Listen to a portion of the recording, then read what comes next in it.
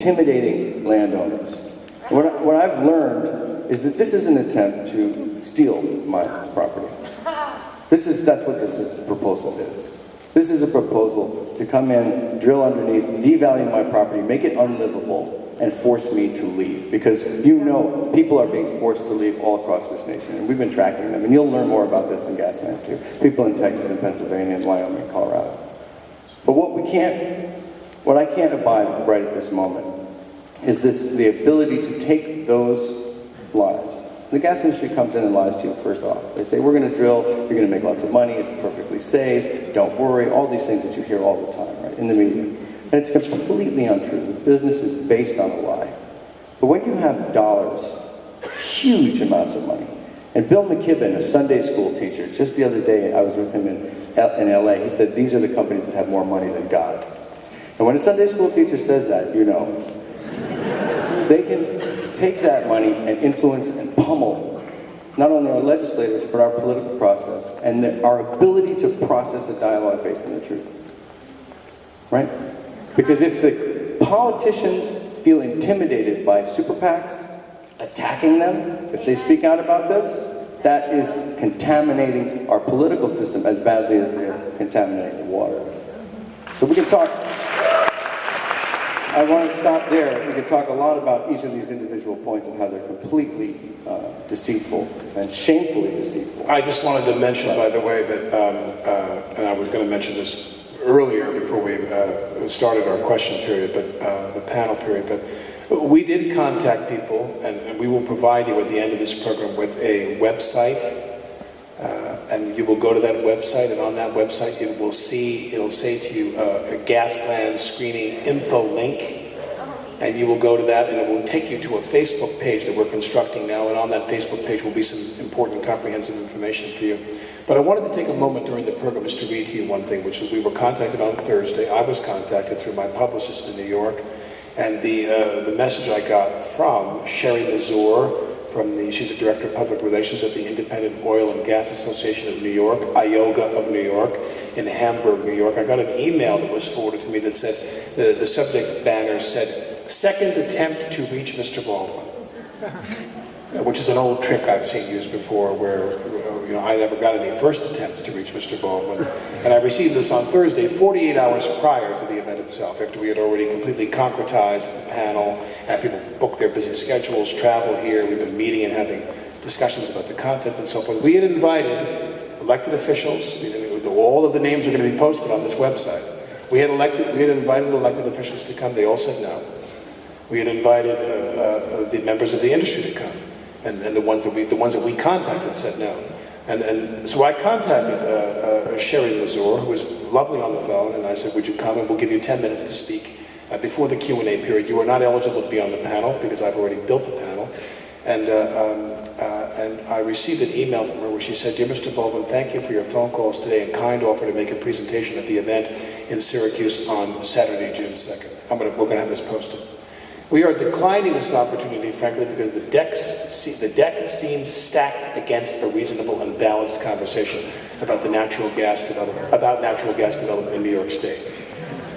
We do, however, want to have a real and meaningful participation in subsequent opportunities, blah, blah, blah." I will post this, but I just want to say, we tried very hard to, because as I said earlier, it does me no good to present to you something that is not a fair and balanced, to borrow a phrase, if I may, to not have a fair and balanced program here. And we did reach out to them, and they said no.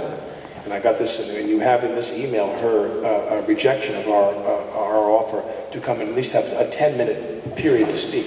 Now, let me move on if I can, because we have a few more questions. For Sandra Steingraber, would you describe to the audience what are biocides and what are they doing in fracking fluid? Well, biocides are like pesticides, only they kill everything. They're all-purpose poisons, and they're some of the most powerful cellular poisons we know. And I was really interested myself when I began to study fracking as to what they were doing in fracking fluid. And it turns out that there are living organisms down there in the shale. It's a living ecosystem. It's a kind of subterranean coral reef. There are also living organisms in the water, the surface water, from which we take the 4 to 9 million gallons that we frack with. And if these organisms, either the ones on the surface that are pumped deep down under the ground, or the relic organisms that actually call the Marcellus home, their habitat, if they are exposed to the chemicals in the fracking fluid, such as the guar and the thickening agents that are used to carry the sand grains around the bend and into the cracks, this is a kind of medium for them, and they will grow inside the pipes. The industry calls this biofouling, and interferes with the flow of gas. And so the idea is to kill everything off at these depths. And so very powerful things like glutaraldehyde are deployed. And of course, once about half of that fluid is contained within the shattered rock, the other half comes flying back up with the gas. And so these very powerful all-purpose poisons then are part of the toxicity of the flowback material itself. And of course, with every well that's drilled, like a cocktail straw down, bisecting our aquifer at very high pressure, we're pumping very powerful poisons right through our groundwater tables. And it's held within there. What separates it from our water supply are these layers of cement and steel. Before we take our next question, apropos of what I said before about public officials, we do want to take a moment to recognize, I'm told that there are 2 public officials who have been, again, I'm getting this information secondhand, I'm told they've been very good on this issue, who are in attendance now, and I wonder if they'd like to stand up and be recognized. I'm told, I'm sorry? Matt Ryan is where? Okay. Oh yeah, I'm saying, but he's not from this immediate area. Right, so the 2 from this immediate area, and then we'll get to Matt Ryan when we talk about the Dimmick people. We have Michael Chapman, who's a county legislature and chair of the Environment Committee. Is he here? Michael Chapman, where are you? Okay, there, house right.